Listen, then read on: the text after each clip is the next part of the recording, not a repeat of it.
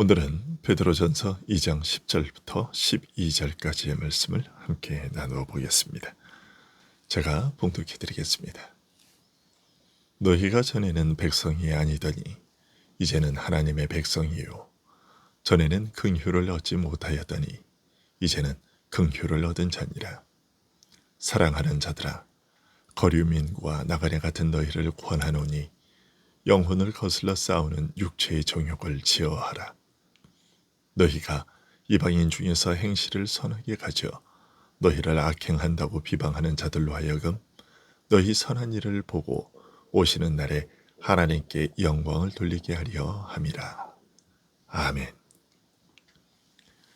오늘 본문 앞에서 사도는 불신자들 가운데서 역사하는 영의 지배 아래서 육체의 욕심을 따라 행하여 다른 사람들과 같이 본질상 진노의 대상이었던 우리를 죽은 가운데서 아들을 살리신 그 권능으로 살리시고 아들의 거룩한 형상을 담게 하신 은혜를 두고서 어두운 데서 불러내어 그의 기이한 빛에 들어가게 하신 일이라고 말했습니다. 그리고 이런 은혜를 우리에게 베푸시는 목적에 대해서 밝히기를 우리에게 이런 기이한 은혜를 베푸신 하나님의 아름다운 덕과 그의 완전하신 성품과 그의 영광을 선포하게 하기 위해서라고 말했습니다. 사람들이 비참한 죄인이었던 우리가 은혜를 입은 것을 바라보면서 이런 은혜를 베푸신 하나님께서 어떤 분이신지 알게 하기 위해서라는 것이죠. 사도가 언급한 이 은혜는 본래 하나님의 택한 백성인 이스라엘에게 약속되었던 은혜였습니다. 출애굽기 19장 5절과 6절은 이렇게 말합니다. 세계가 다 내게 속하였나니 너희가 내 말을 잘 듣고 내 언약을 지키면 너희는 모든 민족 중에서 내 소유가 되겠고 너희가 내게 대하여 제사장 나라가 되며 거룩한 백성이 되리라. 너는 이 말을 이스라엘 자손에게 전할지니라. 하지만 그리스도께서 오신 후에는 유대인과 이방인의 차이가 폐하여지고 누구든지 믿음으로 이 약속에 참여할 수 있게 되었습니다. 그리스도께서 열어놓으신 이 은혜의 길을 따라 우리 이방인도 이스라엘에게 약속된 축복에 참여하게 된 것을 두고 오늘 본문 10절은 너희가 전에는 백성이 아니더니 이제는 하나님의 백성이요 전에는 긍휼을 얻지 못하였더니 이제는 긍휼을 얻은 자니라고 말하고 있습니다. 그리고 11절과 12절은 이스라엘을 제사장 왕국과 거룩한 백성으로 세우신 것이 이스라엘을 땅의 모든 나라와 백성들로부터 거룩하게 구별하신 은혜였듯이 이제 이스라엘에게 약속된 이 은혜에 그리스도로 말미암아 함께 참여하게 된 우리 신자 역시 세상으로부터 거룩하게 구별되었음을 알려주는 말씀입니다. 즉 세상 안에서 아무리 오랫동안 섞여 살아도 그들과 한마음이 되어 함께 할 것이라는 생각이 들지 않는 생소함과 외로움을 느끼면서 롯이 소돔에서 소돔 사람들의 타락한 성품과 행실을 접하면서 날마다 의로운 심령이 상했던 것처럼 보고 듣는 것마다 걸러내고 씻어내면서 상하고 무너진 것을 다시 고치고 세우면서 살아가야 하는 것입니다. 하지만 그렇게 바깥 세상으로부터 받는 유혹에 맞서 저항하며 상처를 치유하여 다시 회복하는 일은 결코 수월한 일은 아닙니다. 특히 우리 안에서 일어나는 죄의 유혹과 충동은 더욱 힘들고 고통스럽습니다.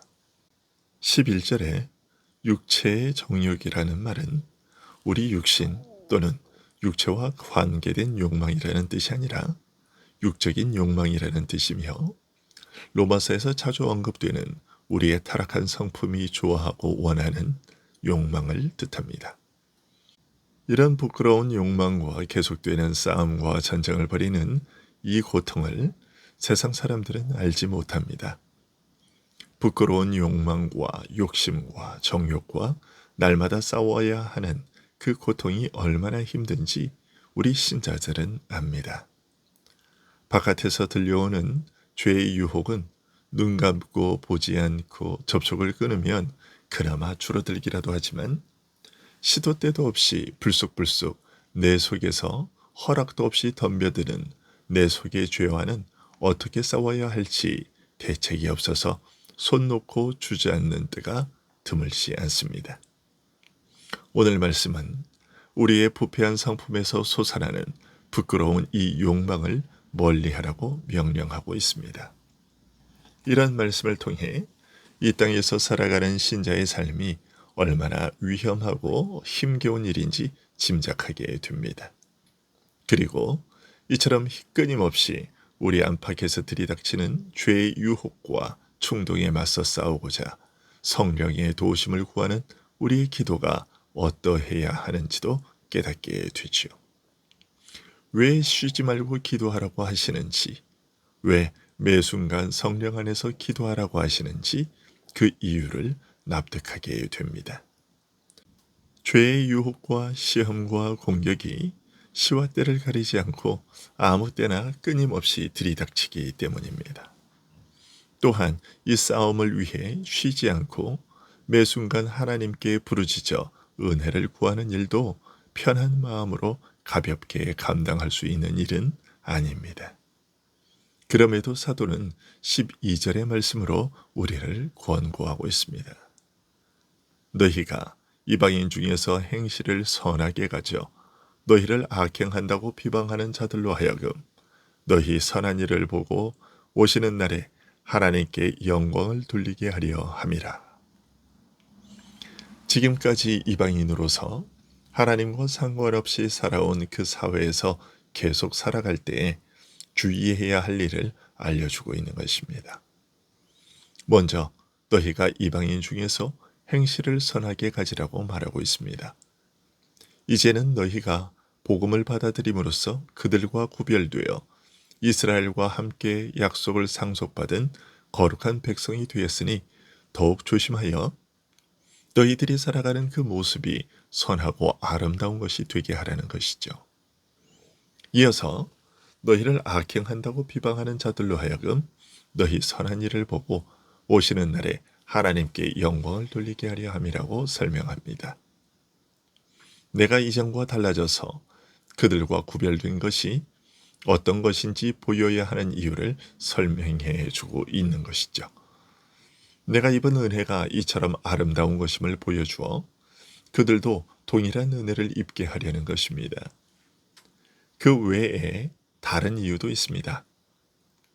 예수 그리스도를 믿은 이후의 변화를 긍정적으로 받아들이는 사람도 있지만 대부분은 무관심하거나 대수롭지 않게 받아들이며 고가워하거나 반감을 품고 저기를 보이는 경우도 있습니다. 심지어 매우 악의적으로 왜곡하여 비난하는 경우도 있지요. 이처럼 믿는 자에게 일어난 선한 일을 두고서 오히려 악한 일이라고 비난하는 어이없는 반응과 대접을 받더라도 믿는 자는 오직 선하고 아름다운 삶의 자세를 잃지 않아야 된다고 말하고 있습니다. 그 이유에 대해서 사도는 너희 선한 일을 보고 오시는 날에 하나님께 영광을 돌리게 하려 함이라고 설명하고 있습니다. 악의적이고 왜곡된 비난에도 불구하고 선하고 아름다운 삶의 모습과 자세를 잃지 않으면 그들이 너희의 선한 일을 계속 지켜보는 중에 권고하시는 날이 오게 되면 하나님께 영광을 돌리게 될 것이라는 말입니다. 즉 하나님께서 그들의 악행에 대하여 책임 물으시는 날에 우리가 그들 앞에서 보인 그 선한 모습이 그들에게 증거가 되어 그들로 하여금 변명할 말이 없게 할 것이라. 하나님의 심판이 정당함을 부인할 수 없게 될 것이라. 이런 뜻에서 하나님께 영광을 돌릴 것이라는 뜻입니다. 오늘도 이 말씀들을 마음에 새기고 오늘도 우리의 행실을 선하게 가져 하나님께 영광을 돌리는 우리 복된 신자들이 될 수 있기를 소원합니다. 기도하겠습니다.